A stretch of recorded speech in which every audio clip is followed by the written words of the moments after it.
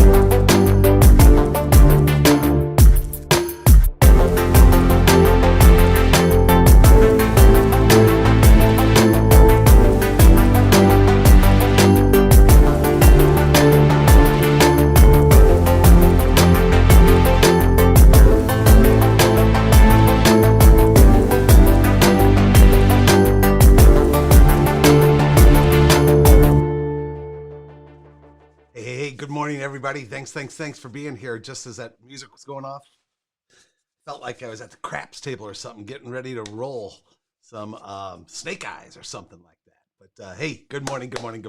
I'm absolutely thrilled that we are again together to talk about these innovation truths. Again, come on in. Let me know that you're here.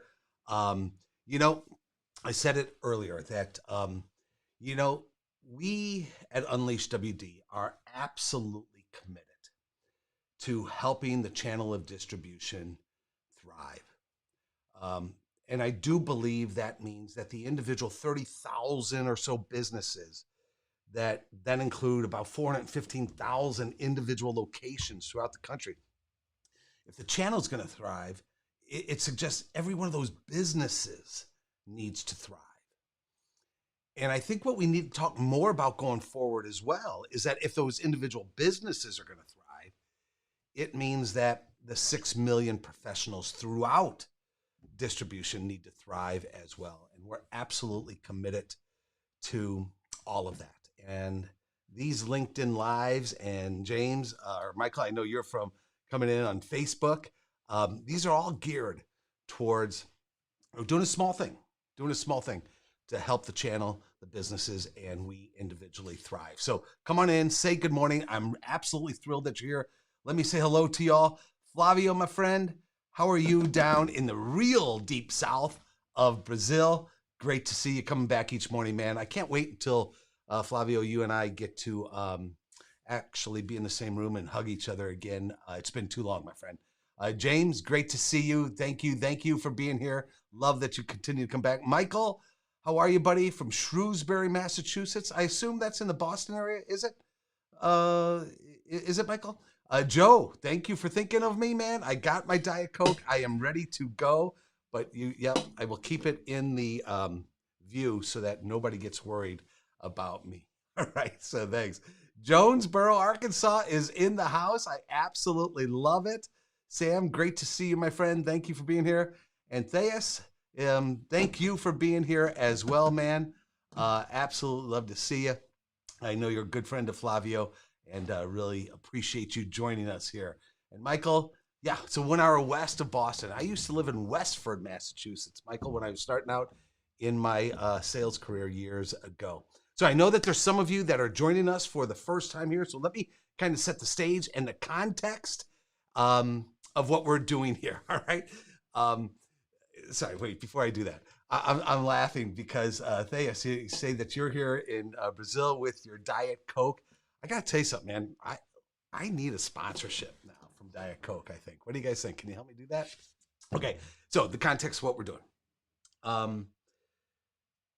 As I was doing the research for my book, Innovate, How Successful Distributors Lead Change in Disruptive Times, I looked at the manuscript, looked at what I was learning, and all of a sudden, these 34 innovation truths rose to the top. And that's what is captured on this manifesto that you see on your screen. By the way, I can get you a copy of the PDF of this if anybody wants it. Put PDF or something like that in the comments.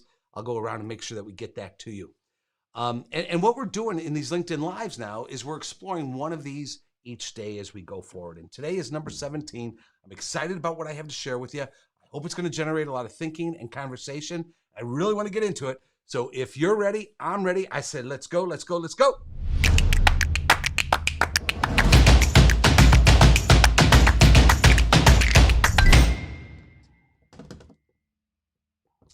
All right, here we go.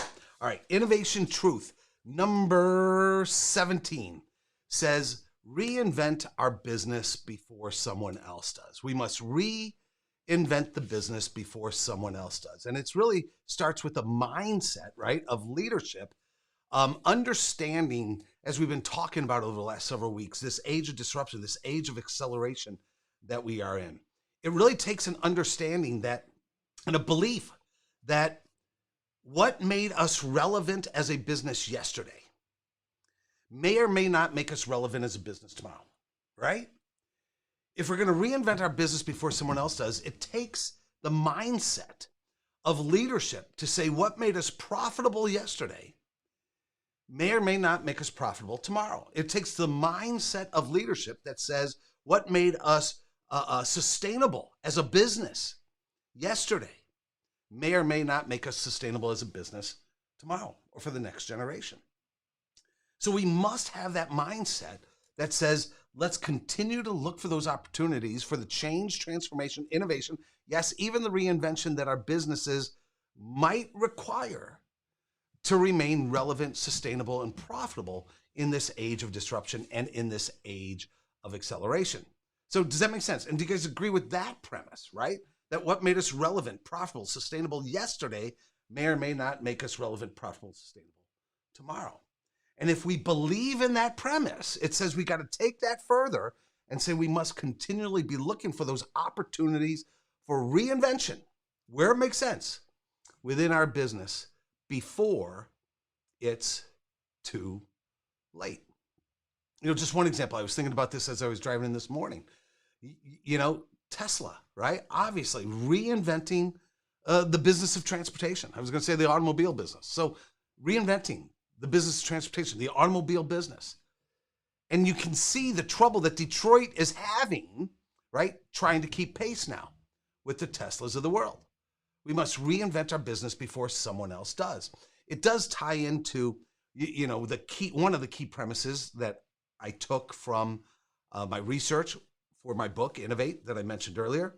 And that was this. I had to define the word innovation for this book.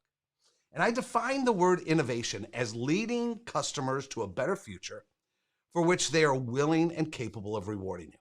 One more time. Leading customers to a better future for which they are willing and capable of rewarding you, right? I believe, even at its essence, that definition of innovation suggests a need for reinvention. If we're going to lead our customers somewhere, it suggests there's going to need to be change in our business, how we operate, how we interact with the customers, how we serve the customer, the experience we provide the customer, if we're going to be successful leading the customer to a better future. How we add value, how we create value, how we drive better outcomes for those customers. So, reinventing the customer. Who could? Okay, Dirk, so cool. I get it. Yeah, at one level, I get it. Yeah, we must reinvent our business before someone else does, but it begs the question, who could potentially reinvent our business? Yeah, good question. So think about it. Who could potentially reinvent your business? Well, I asked the question, could your suppliers potentially reinvent your business? What if they decide to pull a line or the line from you for one reason or another? I think your business has just been reinvented. If they decide to look at the market in a different way and decide to create different strategic alliances out there in the marketplace, I think they potentially have just reinvented your business. Would you agree? If they decide to enter or exit a new market, if they decide to start selling direct, if they decide, to partner with Amazon, and the list goes on.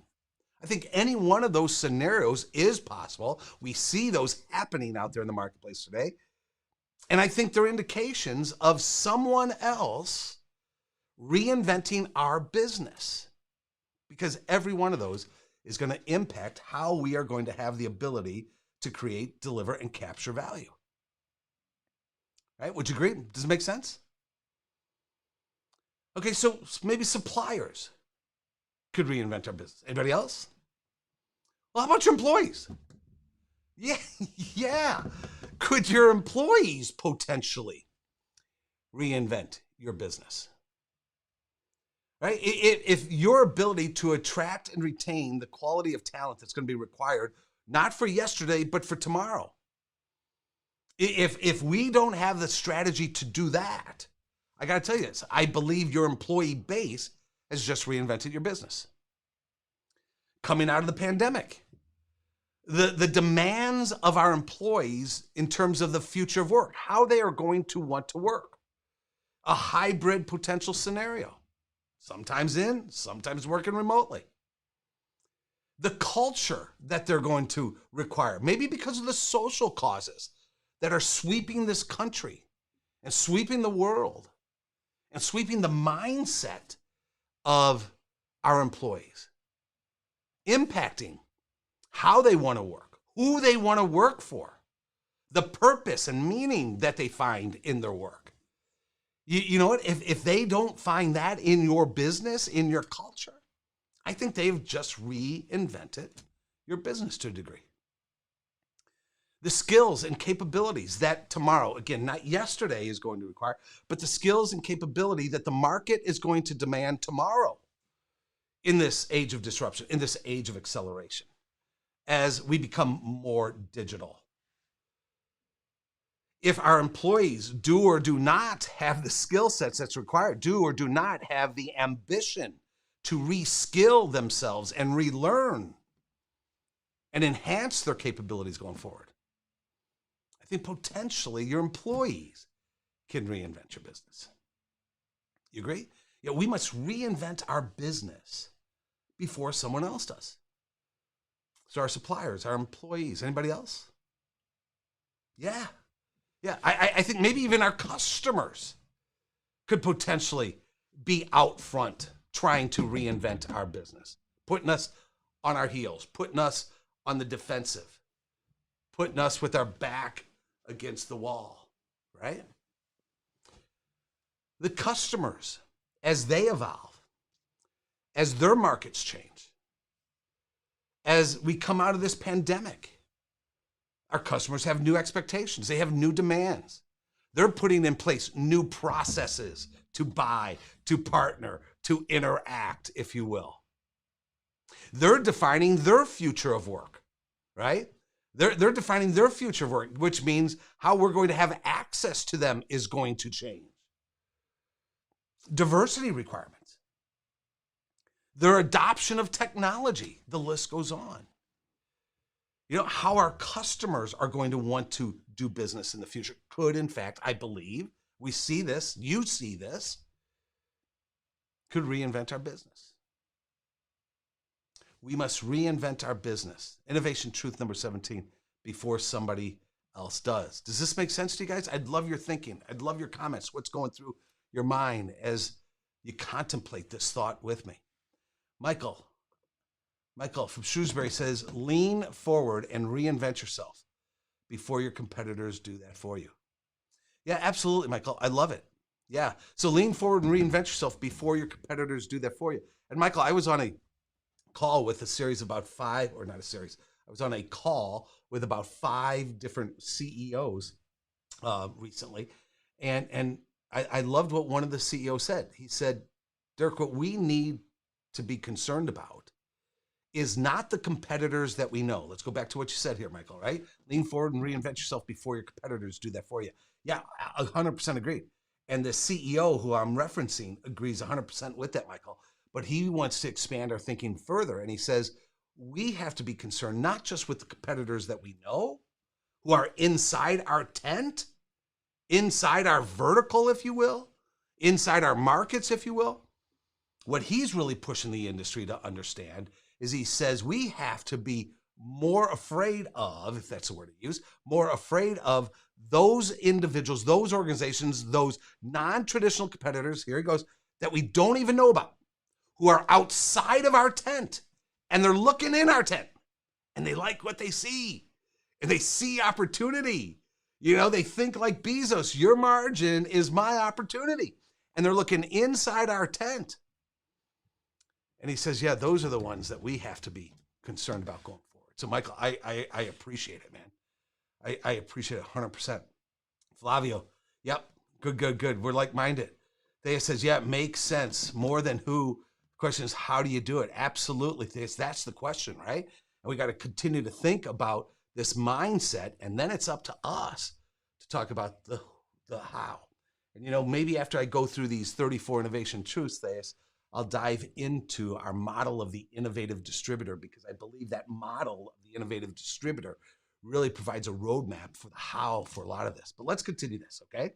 So, reinvent our business before someone else does. Just some of the examples. Our suppliers, our employees, our customers can reinvent the business. Let me share with you a story that, again, I have recently learned about. And to me, it's just a great example. I was wondering if I should share this on today's live stream because it might be too detailed. But anyway, I decided to put it in. So reinventing our business before somebody else does. Mayer used to be Mayer Electric, but do you remember when Apple computers took computers out of their name because they were more than a computer company, right? Yeah. Right? They're more than a computer company, right? So they took computer out of the name. Well, Mayer Electric several years ago did the same thing because they saw the blurring, talking about reinventing business, they saw the blurring of verticals. And what makes an electrical distributor an electrical distributor? You know what? That definition is not as clear as it was just 3 to 5 years ago. So a couple of years ago, Mayer Electric took the word electrical out and became Mayer. And several months ago, one of their large contractors, one of their large MRO customers, came to Mayer and asked, you can't see me, but I'm doing air quotes, asked Mayer to form a partnership with 2 other distributors who Mayer knew of, but really didn't have a relationship. They said, here is a plumbing distributor and here is a fastener distributor, and we'd like you to create a partnership with those two distributors. Asked in air quotes, right? And then this large contractor, MRO customer, said, what we are really looking for is we're trying to consolidate from multiple purchase orders to one. What we want to do is when we're on the job site, we want to issue not 3 POs, we want to issue 1. We don't want to receive 1 shipment. We don't want to receive 3 shipments. We want to receive 1 shipment. We don't want to pay 3 bills. We want to pay 1 bill. And we want to reduce our costs by 2/3. And he said, by the way, we don't care how you do this, but we think a platform, think Amazon, a platform needs to be created in this partnership so that we can get what we want. And here's the thing. This large MRO customer said, you, Mayor, have 3 weeks to make the decision if you are in or if you are out. 3 weeks. One of their largest MRO contractor customers. The business is being reinvented at a very rapid pace, right? And in this case, the emphasis was coming from a customer. And thank goodness, Mayor is an amazingly run business. They are an innovative business. Change is part of their culture. Innovation is part of their culture. Wes Smith is the president of that organization. He peers into the future. So he was in a position to say, yes, we're in and we'll take it from here. We'll lead it from here. And thank goodness he did, because just after they said yes, this contractor came back and then quickly concluded, you know what? We need to build this platform out, not just with 3 verticals, not just with 3 distributors, but with all the professional verticals that we deal with. There's 12, 15, 17, 20 different verticals that we deal with. We need to bring those under. And they've all set a goal to make that happen in 1 year. My point being, our business will be reinvented going forward. It will be reinvented in this digital age going forward. It will be reinvented as your suppliers' needs change. It will be reinvented as your customers' demands change, as your employees change. The question is, are we going to lead that change, as our definition of innovation suggests, or are we simply going to react and potentially be left behind? Innovation truth number 17, we must reinvent our business before somebody else does, okay?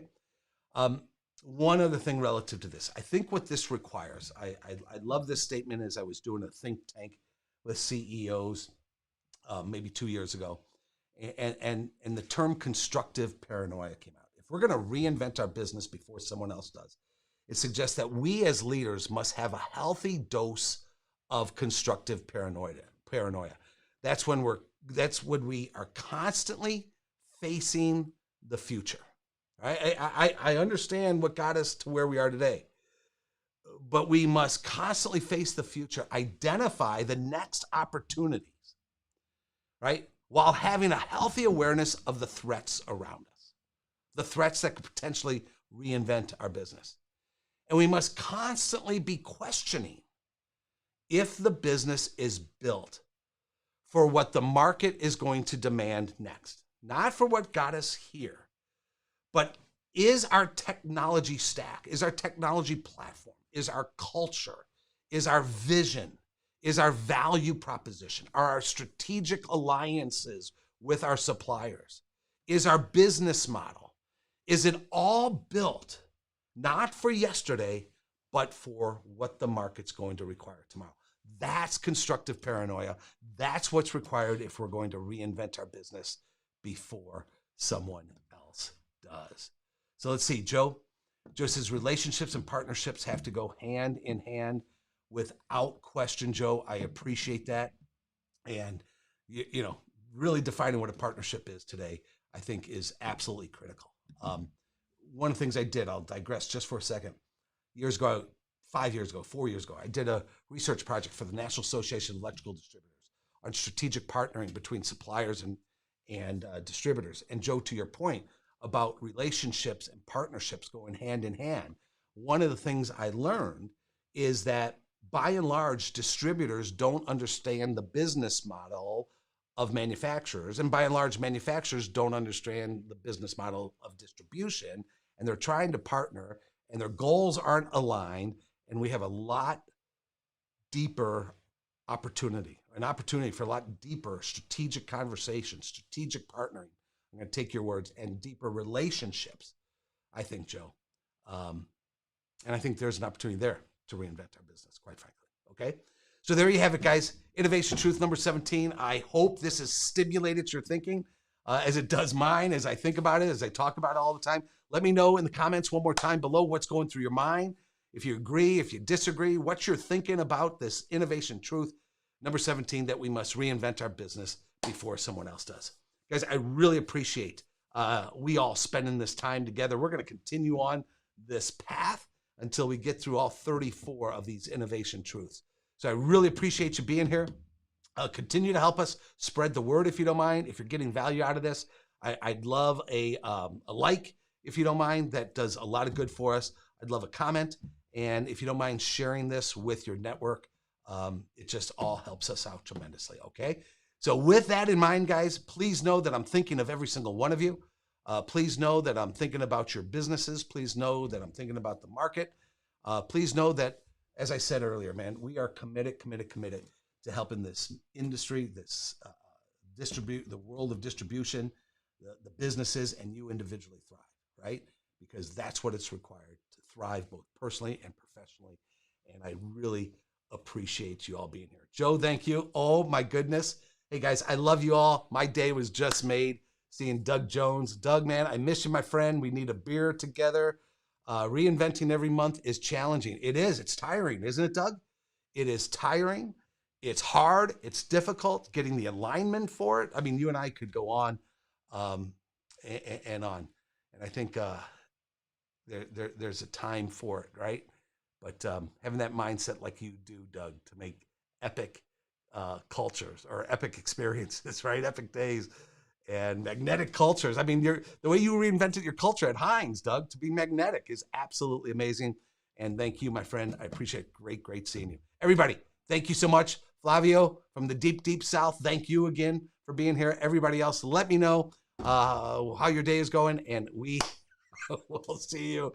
Oh my gosh, Doug, so am I. With that, with us both being thirsty for something other than my Diet Coke, we will see you all tomorrow morning. Thanks, everybody, for being here. Take care.